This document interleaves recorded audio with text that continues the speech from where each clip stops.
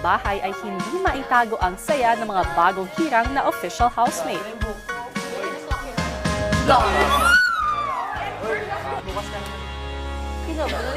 Maya-maya pa ay tinatawag ni Kuya ang mga bagong hirang na official housemates sa confession room.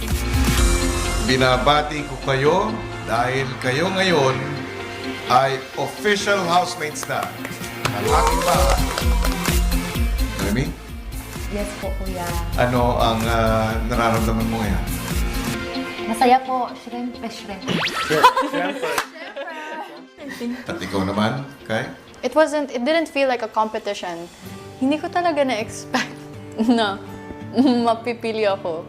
Again, another eye-opener po, Kuya. Kasi you really don't know how people think of you.